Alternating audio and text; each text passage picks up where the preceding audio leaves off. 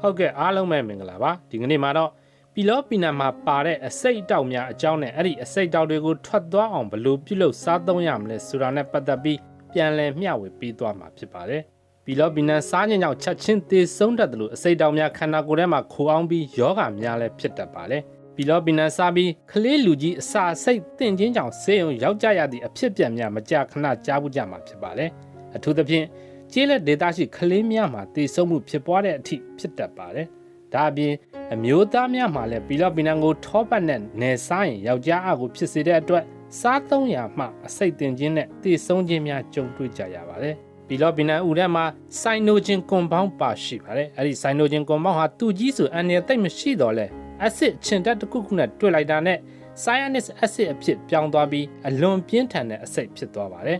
သူဟာဘလောက်ပြင်းထန်တယ်ဆိုရင်မျက်စိထဲကိုတစ်စက်လောက်ဝင်တာနဲ့မျက်စိကန်းသွားနိုင်